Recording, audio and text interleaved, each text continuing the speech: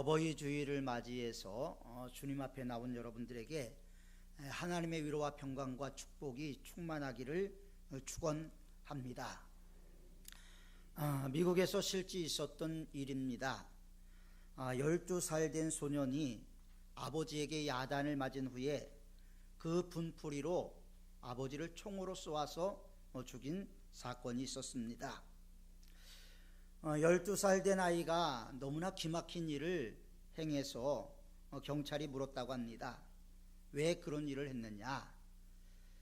그러자 이 아이가 대답하기를 아빠가 보기 싫었어요.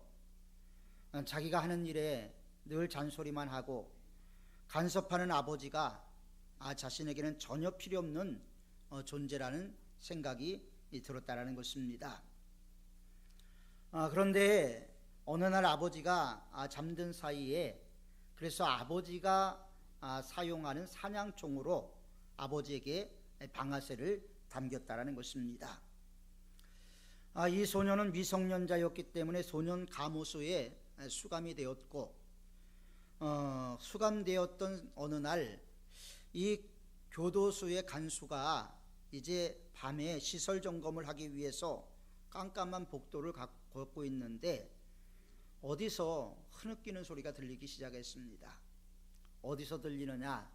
그 소리를 찾아서 가봤더니 캄캄한 밤 구석 한쪽에서 한 아이가 웅크리고 앉아서 눈물을 흘리면서 이렇게 울더랍니다. 아빠가 보고 싶어요. 아빠 미안해요. 아빠 다시 살아나 주세요. 정말 보고 싶어요. 이렇게 혼자 울면서 통곡하는 아이를 볼 수가 있었다고 합니다. 우리는 사랑하지만 때로는 그 사랑을 표현하지 못할 때가 많이 있지요. 또 내게 하나님의 사랑이 있지만 이웃으로부터 사랑이 충족되지 않을 때 우리는 그 충족되지 않은 사랑 때문에 극단적인 방법을 취할 때도 있습니다. 심리학자 가운데서 원숭이를 실험을 해서 원숭이의 애착관계를 이제 실험했던 실험이 있습니다. 새로 철로다 원숭이 모형을 만들어 놓고 그 원숭이의 위에서 우유가 나오게 만들었습니다. 그리고 한쪽의 원숭이는 우유가 나오지 않지만 인형으로 만들어서 푹신푹신한 원숭이를 놓았는데 이 새끼 원숭이를 거기에 넣었더니 이 원숭이가 새로 된 철로 된 원숭이에서 우유를 먹고 나면 16시간을 이 푹신푹신한 이 원숭이 곁에 있더라는 것을 발견할 수가 있었습니다. 이것을 심리학자들은 애착이라고 얘기를 합니다. 그래서 어려서 부모로부터 사랑을 충분히 받지 못한 자녀들이 이제 사회에 나와서 일탈 행동을 하게 되는 이유 가운데 하나가 어렸을 때 애착이 제대로 형성되지 못했기 때문이라고 이야기를 하기도 합니다. 그만큼 부모는 우리에게 상당히 중요한 존재지요. 사람은 태어나면서부터 바로 걷지 못합니다. 오랜 시간 부모의 양육을 통해서 걸음마를 배우게 되고 계속되는 학습을 통해서 정상인으로 성장이 되게 됩니다. 이 아이가 아버지를 죽인 이유도 어쩌면 애착관계에 있었는지도 모릅니다. 그러나 이 아이가 때늦은 후회를 했다고 해서 그 아버지가 다시 살아 돌아올 수는 없지요. 또 이런 일도 있습니다. 때늦은 후회라는 글인데 제가 인터넷으로 계속해서 받는 내용이 있는데 거기에 나오는 내용이었습니다. 때늦은 후회라는 글에 보면 평생을 숨어서 살던 아버지가 있었습니다. 아들이 하나 있었고 딸이 하나 있었는데 이 아버지는 평생 숨어서 지내야만 했습니다. 왜냐하면 심한 화상을 입어서 얼굴도 흉측하게 일그러져 있고 도무지 자녀들을 키울 수 있고 양육할 수 있는 상황이 아니었습니다.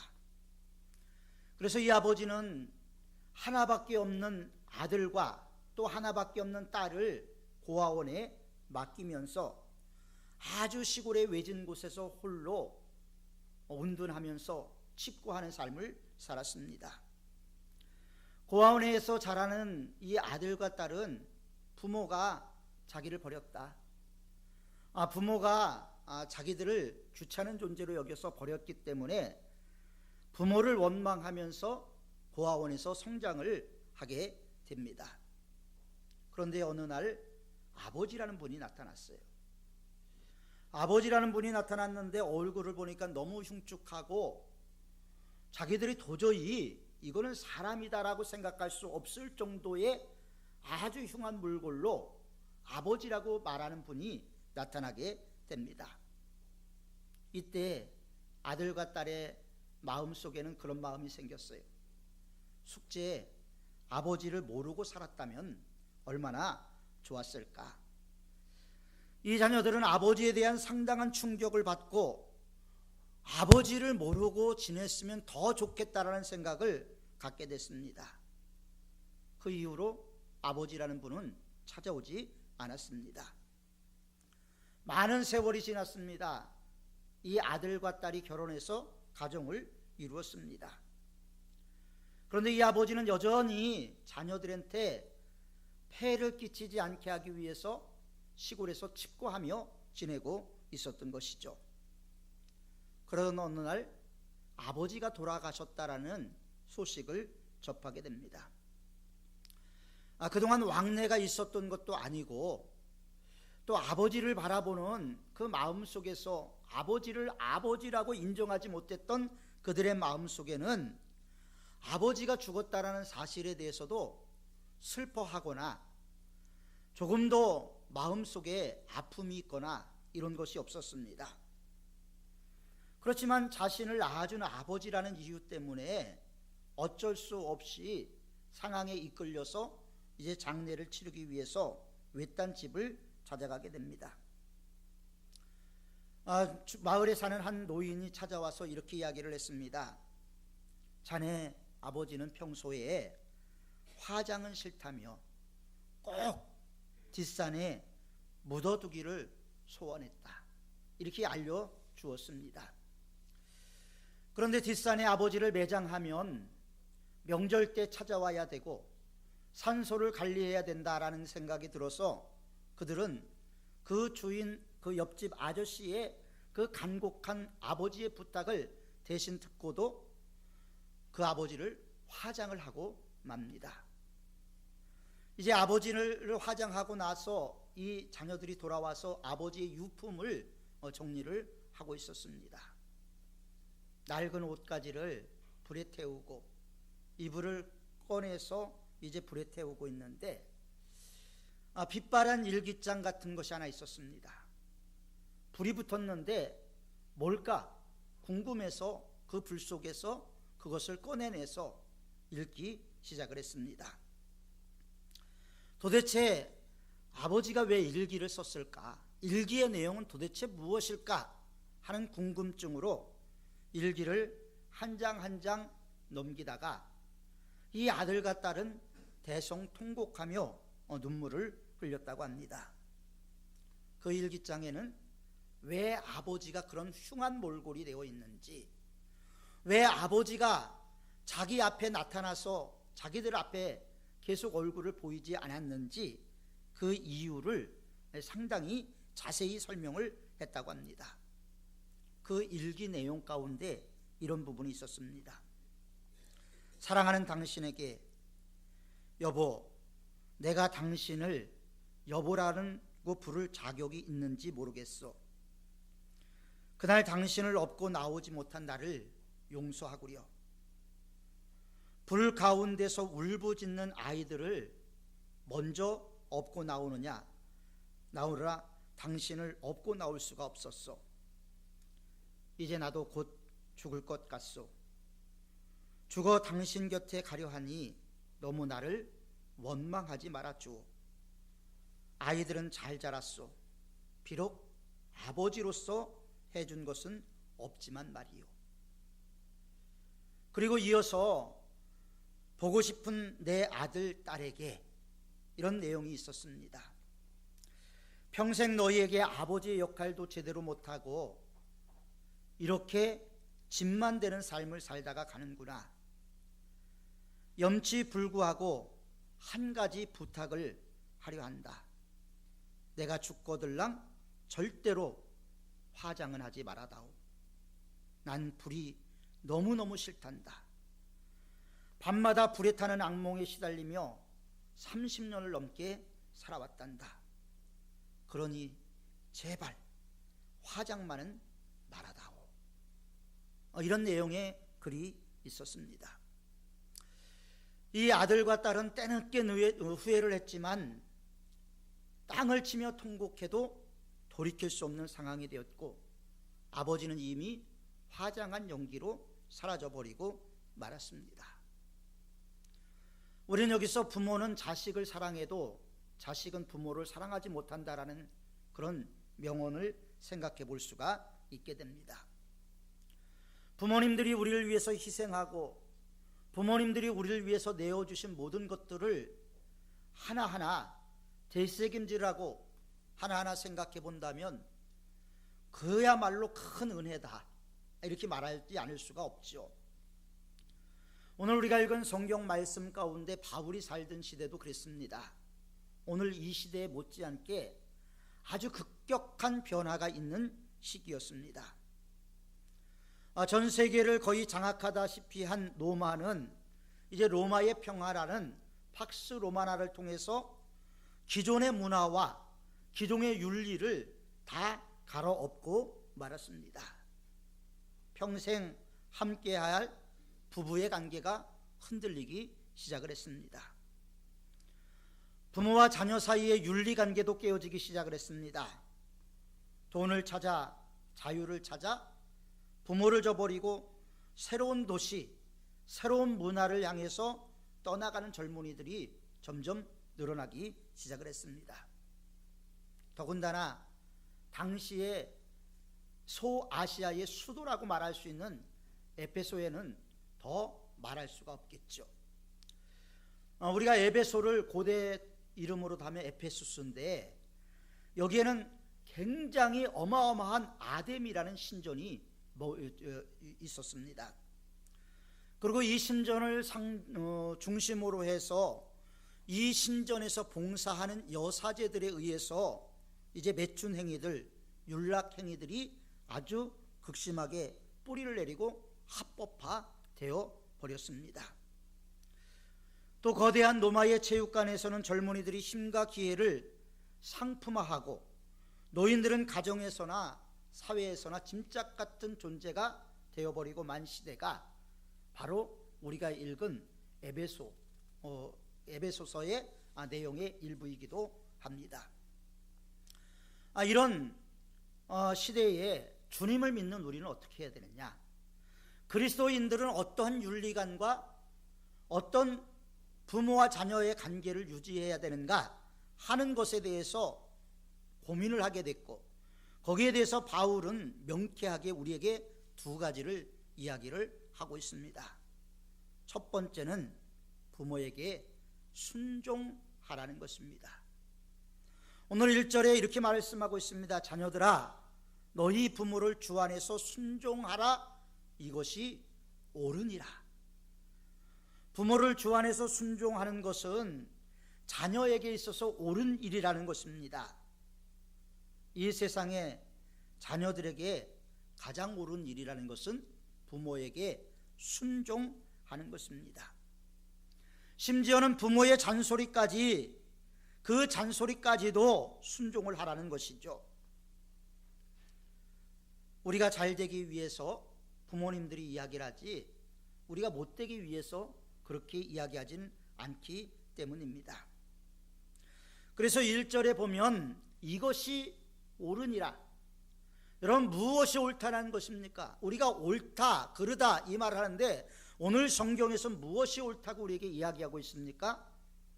내 부모를 주 안에서 순종하라. 이것이 옳다라는 거예요. 부모는 늘 아낌없이 주시는 분입니다. 아낌없는 나무와 같이 우리에게 마지막까지 모든 것을 다 내어주기 위한 분이 바로 부모입니다. 어떤 남자가 아주 못된 여자를 만났어요. 나와 결혼하는 조건이 뭐냐? 그 여자가 엄마의 심장을 갖고 오라고 얘기를 했습니다. 근데 이 아들이 사랑의 눈이 멀어서 어느 날 어머니를 몰래 죽였어요. 그리고 심장을 꺼냈습니다. 심장을 들고 가는 아들에게 어머니가 그렇게 얘기했답니다. 그렇게 뛰다가 넘어진다. 마지막까지 심장까지 내어주신 그 부모님께서 마지막까지 아들이 걸어가다 넘어질까를 걱정하는 것이 부모의 마음이라고 이야기하지 않습니까? 세상의 모든 문화권에서는 부모에게 효도할 것을 가르치고 있습니다. 부모의 존재는 어쩌면 하나님의 대리인자인지도 모릅니다. 하나님의 대리자로서 부모님이 고통하는 것은 하나님의 고통이라고 생각할 수가 있고요, 부모님의 눈물은 하나님의 눈물이라고도 생각할 수가 있을 것이고, 부모님의 사랑은 하나님의 사랑이라고 이야기할 수 있을 것입니다. 그래서 마틴 루터는 하나님이 세상의 모든 사람들을 다 사랑할 수가 없어서 대리자를 보냈는데 그것이 부모님이다, 이렇게 이야기를 했습니다. 그러므로 부모에게 순종하는 것이 옳은 것입니다. 두 번째는 부모를 공경하라고 말하고 있습니다. 부모를 공경하라. 2절에 내 아버지와 어머니를 공경하라. 공경하라는 거예요. 여러분, 오늘날 우리가 실수를 많이 하잖아요. 핸드폰을 사용하다 보니까 문자를 보낼 때 오타를 가끔 씁니다. 공경하라 그러니까 오타를 내갖고 공격하라. 누가 그랬대요. 늦게 돌아오는 딸을 엄마가 데리러 나갔는데 엄마 빨리 와를 친다라는 게 급하게 치다 보니까 임마 빨리 와, 이렇게 치기도 했대요. 할머니 오래 사세요, 이걸 쓴다라는 게 실수를 해갖고 할머니 오래 사네요, 이렇게 하기도 했다고 합니다. 실수는 누구나 있죠. 그런데 그래서 그런지 이 시대의 풍토가 부모에게 효를 잃어버린 것 같습니다. 나를 낳아준 부모에게 순종해야 되는 것은 모든 사람의 기본적인 윤리입니다. 윤리, 기본적인 도덕이죠. 기본입니다. 그런데 기본이 깨어지고 있습니다. 오늘 본문에 보면 아버지와 어머니를 공경하라고 말씀하고 있음에도 불구하고 공경을 하는 것이 아니라 공격하는 경우가 너무나 많이 있다라는 것이죠. 순종이 부모에 대한 우리 외적인 태도라면 부모를 공경하는 것은 내 마음속에 있는 내적인 태도라고 이야기할 수가 있습니다. 행동으로만 순종하는 것이 아니고 마음으로도 순종해야 된다라는 것, 그것을 오늘 성경은 우리에게 강조하고 있죠. 이렇게 해라, 하라. 그러면 우리가 뭘 하면 상을 받아야 되잖아요. 잘하면. 우리가 자녀들에게 가끔 사람들에게 약속을 하죠. 이렇게 하면 내가 뭐뭐 해줄게. 물론 여기에는 일방적인 사랑보다는 give and take 있고 조건적인 게 들어가 있지만, 그럼에도 불구하고 부모에게 효도하면 어떤 일을 하나님이 하시겠다 말씀을 하고 있어요. 그것이 뭐냐면 내가 땅에서 장수하리라. 장수한다라는 겁니다. 이 말씀을 미신적이나 기복적으로 받아들이면 안 되고요, 우리가 부모님을 공경하고 잘 순종하면 부모와 나와의 인격 관계가 주위에 있는 사람과의 인격 관계같이 영향을 미쳐서 우리가 다른 사람들과 대인관계가 좋아진다는 것을 말할 수가 있는 것이죠. 부모와의 관계가 좋으니까 심리적으로 안정이 되고 다른 사람들과의 관계를 유지하기도 수월하게 되는 것입니다. 그런 사람이 평안을 누리죠. 평안을 누립니다. 내적인 기쁜 평안을 누리는 사람이 되기 위해서 우리는 부모에게 순종해야 되고, 그런 순종을 통해서 우리는 땅에서 잘 되고 장수하는 복을 얻게 될 줄 믿습니다. 하나님께서 우리에게 주신 법이 있습니다. 그 법을 우리는 하나님의 법 이렇게 얘기를 합니다. 십계명이죠. 십계명에는 크게 두 가지로 나눠져 있습니다. 대신관계와 대인관계. 1계명부터 4계명까지는 하나님에 대한 관계고, 5계명부터 10계명까지는 사람과 사람과의 관계인데, 사람과의 관계에서 가장 먼저 나오는 것이 뭐냐면 내 부모를 공경하라. 대인 관계에서 가장 먼저 나오는 것이 뭐냐면 내 부모를 공경하라는 거예요. 대신 관계에서 가장 먼저 나오는 것은 나 위에 다른 신을 인정하지 말라. 박은수라는 시인이 어머니라는 시를 썼습니다. 아주 이분도 늦게야 어머니의 사랑을 깨닫고 그렇게 살았죠. 그러니까 말 안 들으면 꼭 부모님들이 그런 얘기를 해요. 결혼해갖고 꼭 너 같은 자식 하나 낳아야 한다, 그런 얘기를 하죠. 자녀를 키워보면서 박은수라는 시인이 그 어머니의 사랑을 이렇게 표현했습니다. 어머니는 항상 좋은 옷을 별로 좋아하지 않으시는 줄 알았습니다. 예쁜 그릇도 좋아하지 않으시고 맛있는 음식도 마음에 없으신 줄 알았습니다. 빛깔 고운 립스틱이나 꽃무늬 화려한 양산에도 욕심이 없으신 줄 알았습니다. 그런데 결혼을 하고 이제 40의 고개에 다다르니 이제야 깨닫게 됩니다. 어머니는 모든 것을 나에게 주기 위해서 모든 것을 포기한 것이었습니다. 저는 이제 알았습니다. 어머니도 여자이셨다라는 것을.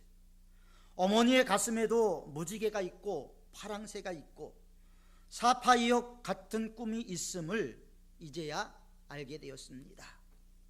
어머니, 이제야 이렇게 어머니가 한없이 그리워집니다. 모든 어머니가 그랬을 겁니다.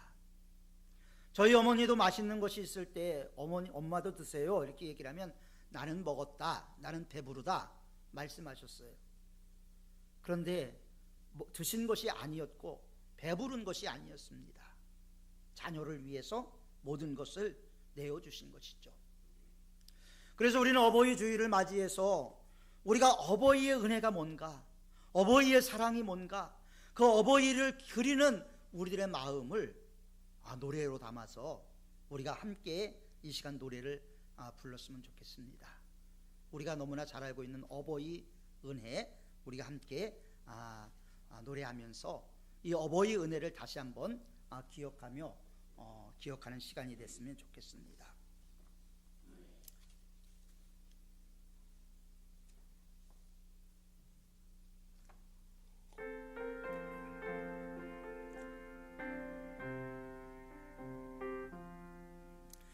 나실 때 괴로움 다 잊으시고 기르실 때 밤낮으로 애쓰는 마음, 진 자리 마른 자리 가라니시며 손발이 다닳도록 고생하시네. 하늘 아래 그것이 넓다리요.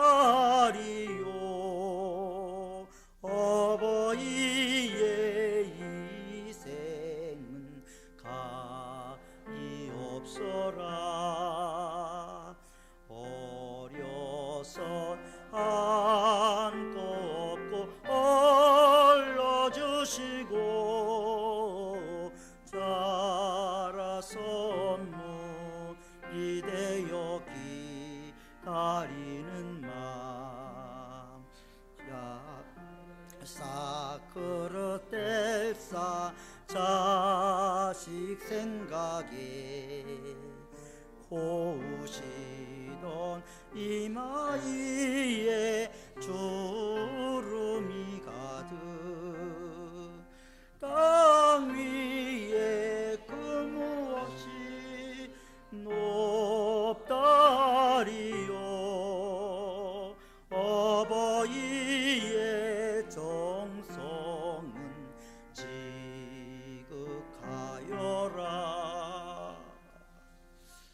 기도하겠습니다.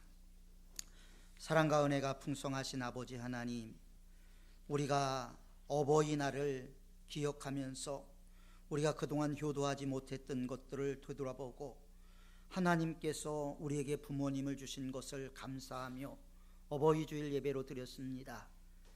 그동안 효도하지 못했던 것들 주님 효도할 수 있게 하시고, 또 효도해야 될 부모님이 돌아가신 우리 모든 성도님들에게는 하나님의 위로와 평강을 덧입혀 주시고, 우리 모두가 자녀들에게도 효도받는 그런 믿음의 가문이 세워져 가서 땅에서 잘되고 장수하는 축복을 우리 모두가 누릴 수 있도록 도와 주옵소서. 예수님의 이름으로 기도하옵나이다. 아멘.